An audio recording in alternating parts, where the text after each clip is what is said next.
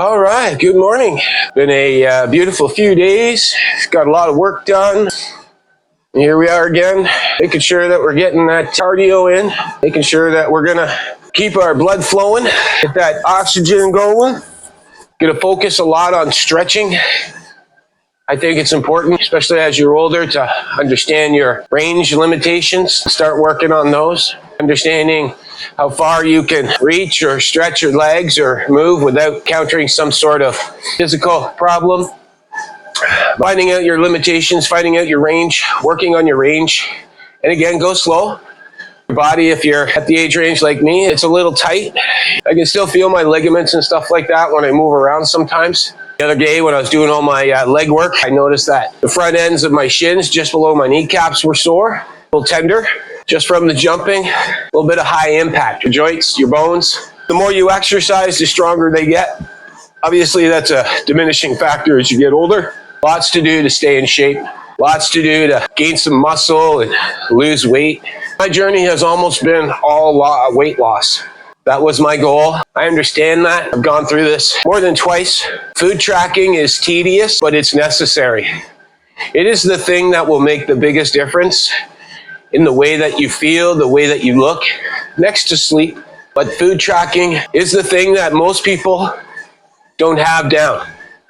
They think that they're eating enough or they're eating too much. So understanding the food, tracking your food, totally worth it. Track your food. Get yourself a food scale. Sleep is not something you need to really track other than the fact that you're getting enough sleep per night. Obviously, make note of the time.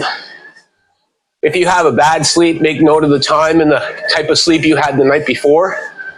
See if there's a pattern. When you get in shape, when you put together all the simple things, the 3 simple things, you will feel so much better.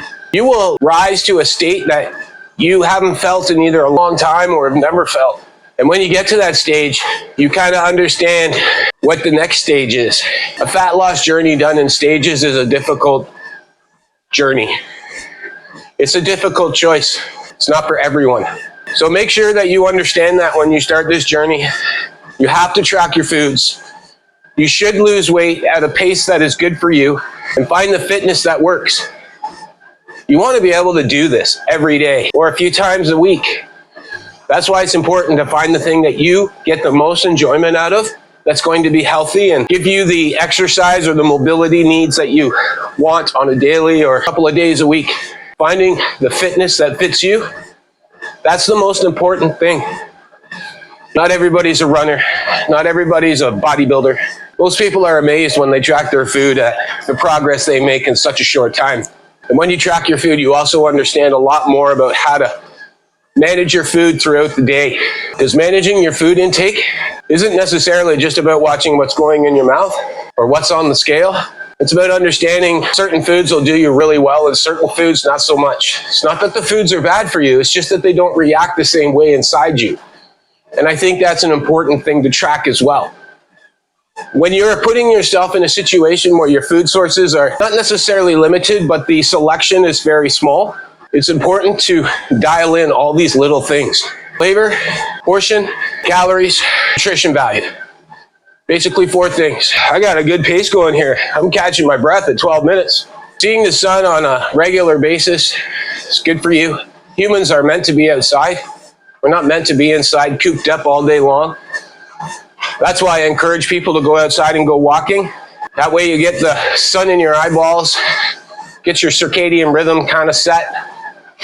Another thing I think is important for just general health is to slow down and understand the environment that you're in. Not every day is going to be a banging day, and not every day is going to need you to be 100%. But you should be 100% for yourself every day. And that statement is more in the sense of you're showing up for you. I don't know how many days, and I'm sure you've had them too, where you're just doing it for everybody else but yourself. And if you've had those kinds of days, that's a good indication of your baseline motivation, your baseline discipline. You went because you had to, because people were depending on you, even though you hated every second of it. We've all been there. We all have those stories. We all had those days. And you take those days and you apply the skills that you learned there. You're building on your discipline that you already have. but you're understanding and allowing your brain to recognize the patterns that you're changing. Slow down. When you slow down and you notice things, it becomes easier. Not a heck of a lot easier. I've learned more about myself through losing weight and trying to be physically fit, even in the last 3 years, than I have in quite some time. And growth is like that. Sometimes you don't think that you're growing, and then all of a sudden you're just like, you see it. Oh, there's my low battery sign. It's a hard journey in the sense of the amount of work that sometimes you need to do, and you are making significant lifestyle changes in most cases, but the consistency is the key. You have a gym buddy, that's great. Having somebody there that will help you or push you or that motivation on the days where you're just not quite feeling it. Take this week to check your mobility. Take this week to check your capacity and make a starting point. I'm here for the journey. I have a journey too. Now comes all the hard tweaking. And this stage often is the part that most people have the greatest difficulty with. It's the last 20. We'll see. But yeah, make sure you're stretching. Really start thinking about tracking your food. Get yourself a proper food scale, one that measures in grams. Get on to stretching. Let's get on to tracking our food. Let's get on to getting outside and getting sunlight. Again, 3 things. 5 minutes to go. Man, we're doing good. Still got a touch of coffee left.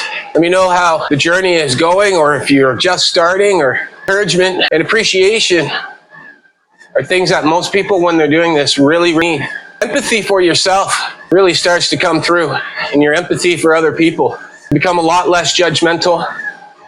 When you start a journey like this, you grow, you learn a lot about yourself and about your environment and what's helping and what's not. It's the thing that pushes you in a new direction in your life, in your career, in the way that you search for energy to exchange for things you need. Well, I think that's it. We're getting there. It's like 29, 28.